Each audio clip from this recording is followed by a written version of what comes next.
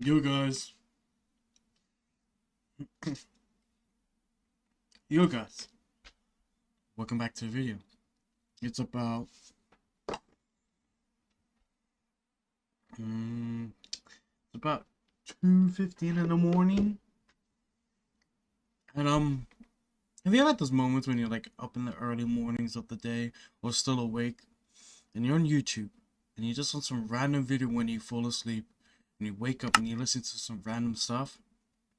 Yeah, today's video is just gonna be me. I found this guy. I think his name was Gabe Sweats. I saw a couple of his shorts on my YouTube feed, just like showing up, and I was like, damn. And guess what time I was watching it? Not at 3, sorry. I watched it, I was at 1 a.m. in the morning. So, I went on to see like a compilation of his videos. And this is what we're doing. We're watching some of his videos around 2:30 to 3 a.m. And let's see how our minds get blown. Shall we?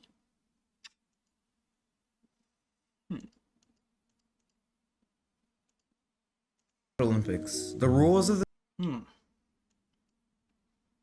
You scrolled far enough to get to this video, but you didn't choose to scroll to this video or scroll in the first place. Let me explain. Well, first, the video had to exist for you to scroll to it, and the video also had to be shared on TikTok for you to scroll to it. And TikTok only exists because some guys named Alex and Luyu made Musical.ly, and they were only able to make Musical.ly because of the internet, and the internet only exists because two guys had access to a computer, which was invented by another guy. The computer's made of metal, but where did metal come from? Metal is found on Earth, which exists because the universe exists, for some reason. Well, why did you choose True.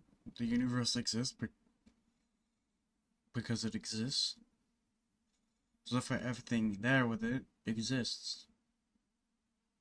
Whoa, this is gonna fuck my brain up. choose to be on TikTok right now, as opposed to doing anything else? And why did you choose to watch this far instead of scrolling past the video? And why are you someone with access to the internet? And why do you even exist as a thing that can know what the internet is in the first place? You are free to watch this video because you want to, but you aren't free to want to watch this video. To truly claim that you chose to scroll to this video with your own free will, you would have to have chosen whether or not you were exposed to the video before even knowing it existed. But you didn't do that, and you can't do that, so free will is an illusion. Anyways, that's why you're probably gonna die by living. Let me explain. Whoa, that transition, bro. That transition was mad.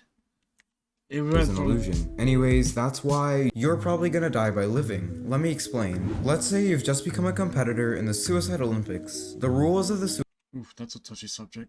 But damn, okay. Suicide Olympics are as follows. First place goes to whoever gets themselves killed in the most unlikely or unusual fashion. The winner's family gets $1 billion, and the twist is that it has to be an accident. You can't set it up in advance. If you're scared of flying, you might think that's easy. You'll just fly crappy airlines and wait for something to go wrong. The odds of being in a fatal plane crash, however, are about 1 in 11 million. So What the fuck, bro?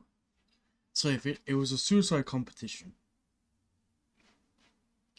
you had to kill, and the winner gets $1 billion. Their family gets, but you had to make it an accident. So all the natural things can't happen, like the things that people go to. Whoa. maybe not that. Bungee jumping maybe? Nope, that's 1 in 100,000. I only have 60 seconds, 1 in but I guarantee the 100,000? list goes on and on. Let's face it, your best chance of dying is probably just to live. Last century, about 100 million people were killed by tobacco. On top of that, cancer kills about 1 in 7 of us, heart disease kills about 1 in 4, and following me right now gets about 1 in 1. All of this proving that probably everything you are scared of is actually very unlikely to kill you. And in reality, what's the biggest number? Bam. So in order to die, it's like natural causes. Holy shit, that's... Wow. What? This is mad. You can think of. If you said any number, you're wrong. The real biggest number is actually infinity. Just kidding, Obviously. it's not. Let me explain. So usually people view infinity as a number. It is not. Infinity is weird. It's more like a process than an outcome. Adding the term infinite to literally anything will not only make the subject have a never-ending quantity, it will make the object everything, nothing, everywhere, and nowhere. Infinity has absolutely no bounds whatsoever. In a theoretical world, let's say you take a piece of paper and cut it in half, and then you cut that new paper in half again, and so forth. You could go on with cutting that paper until infinity. With each cut, you zoom into the new piece of paper, then you zoom into the new piece of paper, and so on and so forth. The cutting and the zooming are depending on each other, and they sustain the process, making it everlasting and infinite. So infinity could be like a loop. Let's say that I loop this video since I loop most of my videos. In an ideal world with no disruptions, you could loop this video forever. Anyways, have you ever wondered who made math? Like, how do we know it's right, and was it discovered or invented? Let me See, right now, I am shit at math. Like, I am honestly shit. Like, goddamn. explain. So did we create mathematical concepts to help us understand the universe, or is math the language of the universe itself? Are numbers real, or are they merely representations of a theoretical ideal? We can argue that numbers are based on This is taking, like, your brain to a whole new level.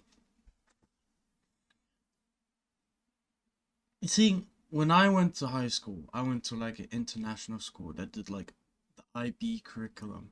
And we had to take this class called Theory of Knowledge. And there's one of those classes where your brain just gets fucked over because you're having so much thoughts of what the teacher's saying or what you say to the class. These are one of them.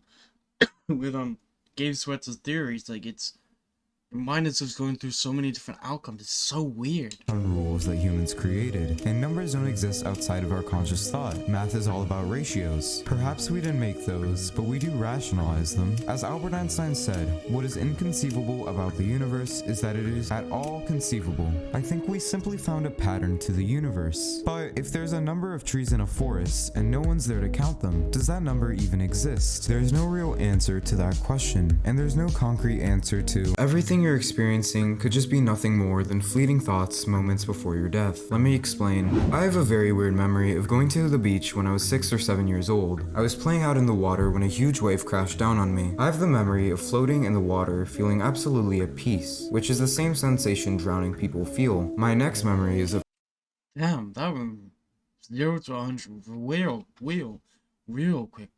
packing up and heading home. I have powerful memories of me and my 2 sisters in the back seat. I have no recollection of getting out of the water or anyone rescuing me. And from my memories of the event, no one in my family had any concern, as if it never even happened. Yet I remember it vividly. Sometimes when falling asleep, I have the same feeling and sensation I had when I drowned. I wonder if I'm still there, floating under the water near death from drowning.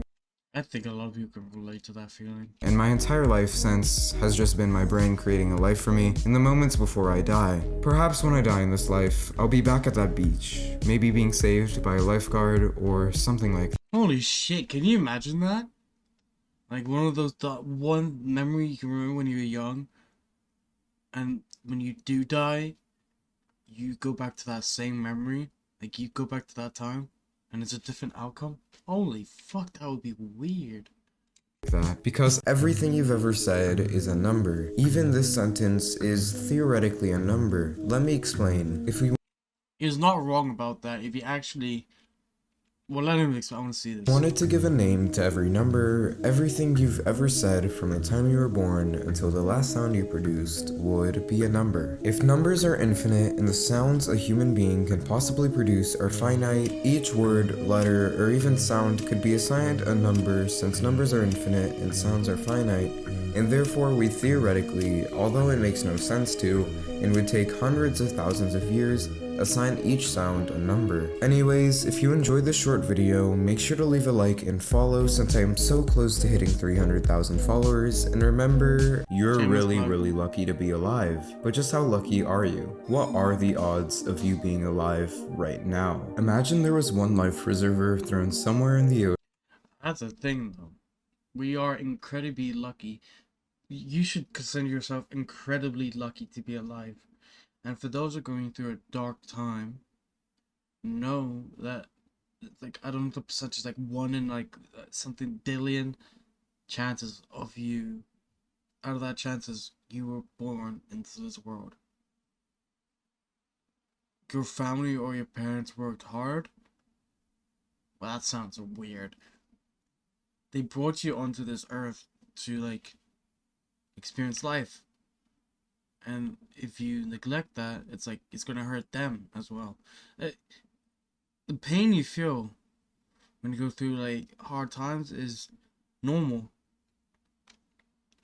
You need to find people you can confide to and, you know, feel comfortable with. Ocean, and there is exactly one turtle in all of these oceans. The probability that you came about and exist today is the same as that turtle sticking its head outside of the water right in the middle of that life preserver in just one try. So to wrap your head around that, let me give you a number to help illustrate the impossible odds. You ready? The possibility of you existing at all comes out to 1 in 10 to the 2,685,000th power. That's 10 with 2,685,000 zeros. The odds of you being alive at all are basically none. So if you ever feel depressed, down, or stressed about life, remember this. The luck you have to be alive right now is so astounding, you've already beaten the odds. As always, that's why you watching this video could completely change your life. Let me explain. Imagine this. One day you wake You're changing my life, but you're at the same time making my brain go fucking wild at this point.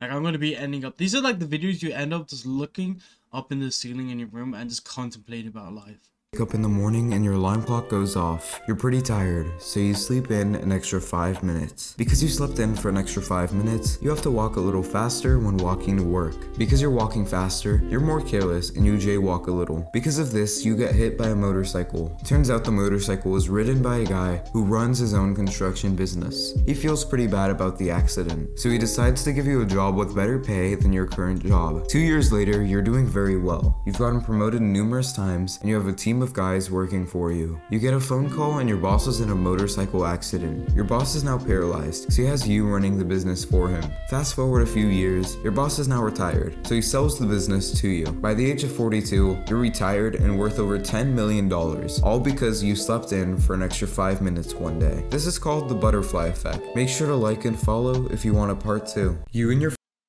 Holy shit, I think that's enough for today right now. Holy shit. Can you imagine that one time you sleep in can make a complete difference? That one time you back down can make a complete difference at the outcome. Fuck me dead, bro. That's wild. This is gonna keep me up now. I'll catch you guys in the next one.